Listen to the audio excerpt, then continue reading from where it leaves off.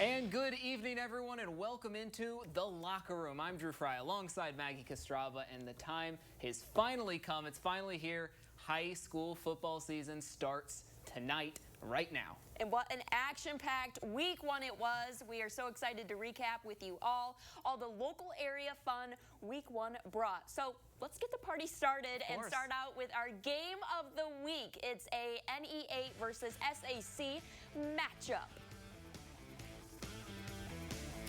All right, we're starting us off to Luers Field. We got the matchup between two perennial powerhouses now, starting with the Knights on offense. It's Devin Patterson.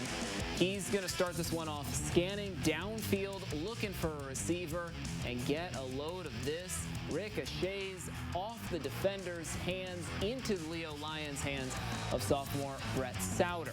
So now can they respond on offense? And coming up big for Leo. Here's the play, and down he goes, but big play for the Lions. That's a touchdown.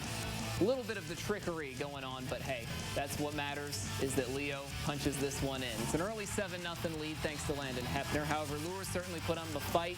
Grayson Esquera gets swallowed up by the Knights. Down he goes. Low-scoring affair early into halftime. Leo with a narrow 7-0 lead. And then coming out of half, Luers returns the second-half kickoff for the touchdown. And in response, Leo with a 65-yard run play on the first play after the kickoff. So, of course, that's when our cameras moved on to the next game. But in the end, it is the Lions who come out on top against the Knights, one of our defending state champions, already going down week one. 20-17 is your final score. All right, and from one defending state champ on to the next. The Snyder Panthers host Warren Central tonight at Wayne High School. This one scoreless headed into halftime. Snyder trying to get something going. However, Warren Central gets their hands on the ball, had different ideas, and said, nope, I think not. All right, both teams' defense really showing out here tonight like this. Get a load of that. Warren Central trying to capitalize on this opportunity, but they get swarmed by a pack of Panthers who puts an end to that real quick. And in the end, it was scoreless headed into halftime, but when the clock struck 0, Warren Central goes on to blank the Panthers. 15-0 your final. And that's just one of several Fort Wayne versus Central Indiana matchups here tonight in week one. So to Southside we go now, where the Archers take on Marion. Marion has taken the lead here in overtime, but misses the extra point. Southside can win it with 7 points, and we'll keep you updated once that game completes itself. All right, heading on over to Concordia Lutheran now. The Cadets hosting Indianapolis Scecina in week one. This one, another defensive battle early. We had a lot of those in the city, but Concordia finds some success through the air. Jack Andrews at QB, finding Avery Cook down the field. That's a first down that you just saw. And that senior-to-senior connection really working well early in this one. This is a 4th down for the Cadets. Andrews rolls right this time, throws deep into the end zone, and that is Cook once again. Concordia takes the 7-0 lead to start their season. And then at this point, it's really all about the defense. The Cadets really leaving little room to run, little room to pass. Scecina would try to mount a comeback later in this one, but that one falls short. Concordia Lutheran with the week one win. They win by the final score of 20-14. All right, let's stay in the SAC now. Heading out west to Carroll High School. Chargers hosting Hamilton Southeastern in this one, but it wasn't all that fun for the home team. They struggled to contain Hamilton Southeastern, but they did make a late game push. And watch this play. Jimmy Sullivan rolling out to his right. Doesn't see anyone downfield, so he hugs that sideline, finds the end zone, and that's something that's certainly going to hype up the Carroll crowd. Okay. In the end, Carroll does fall short in this one. We've got 45-21 is the final, but Carroll with a little bit of momentum moving forward, but Hamilton Southeastern pulling out that win.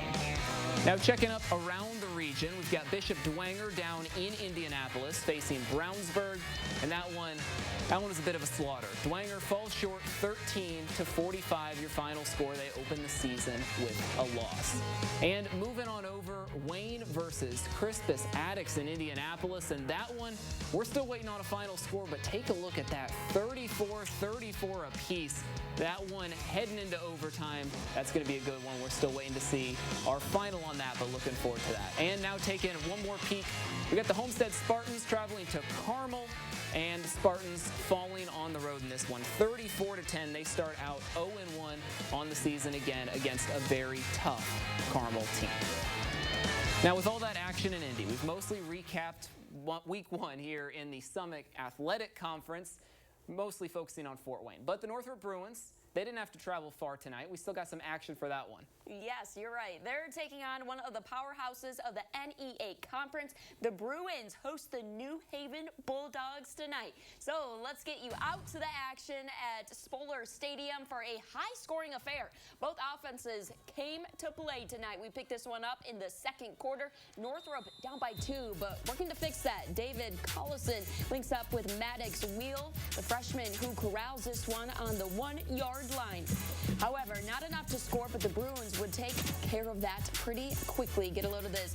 Legend Lear gets spun around on the goal line, but reaches out to get the 6 points. Northrop takes the lead here, but this New Haven team wouldn't let that sit for very long. Oh no.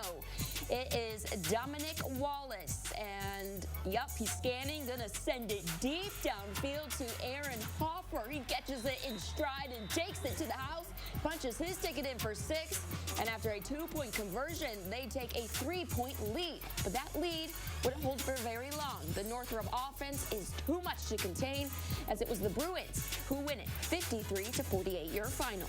All right, and our next stop comes over at East Noble. They play host to the Bremen Lions, and we get this one started off in the second period. The Knights down 6-0, but that all changes here when Dylan Krill gets in for the score. He gives us the thumbs up to the camera. Right. He's excited about it. Yeah, 7-6 Knights. Now, East Noble would keep the hot run game going as Dallas Plattner gets in on the fun. He gets a score for himself. East Noble now goes up by 8. And they stay on the attack in this one. Might as well once you've really got that momentum on your side. You're seeing Riley Biddle loses the snap, and Plattner is the one who saves it. He turns it into a nice gain. And then later, Krill pops off again. A huge run and the score. The Knights go on to win this one 42-6, your final. This one never in doubt. All right, now let's check in on some other scores around the region in the NE8. Columbia City with an absolute walloping of Churubusco. 42-point shutout in this one. And then heading up north to Angola, the home team Hornets can't hold on as DeKalb drops 37 points. 37-21 your final there. Moving on down to Huntington North and Eastbrook. High-scoring battle, but Huntington North coming out on top. 38 points in that win. And then Mississinewa in Norwell. Rough day for Norwell, but Mississinewa with an impressive 35-point shutout on their end. All right, and now off to West Noble as the Chargers get a visit from the Cougars of Central Noble.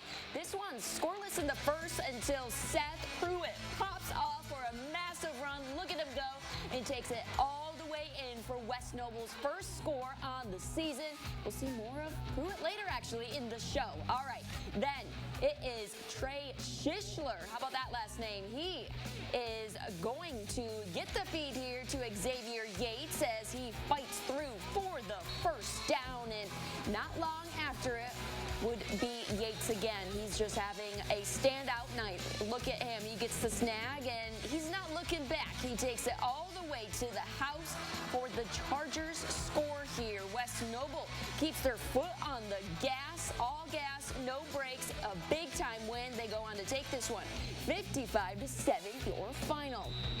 All right, and checking in on some other NECC action tonight, Prairie Heights gets the Week 1 win over Whitco, 36-14 your final. And then Lakeland edges out South Bend St. Joseph by 1, 21-20 your final. All right, some more action for you. Heading up to Garrett now, the Railroaders. I really like that mascot. They open up their season against the Adams Central Flying Jets. Second quarter now, look at that. Adams Central leads 7-6 with less than 1 minute in the half. Garrett quarterback Calder Hefty. Look at him go. Sees no one open, decides to take it himself. Look at those legs. A great run for Hefty, a 43-yard score. 2-point conversion fails, but Garrett takes the lead just before halftime.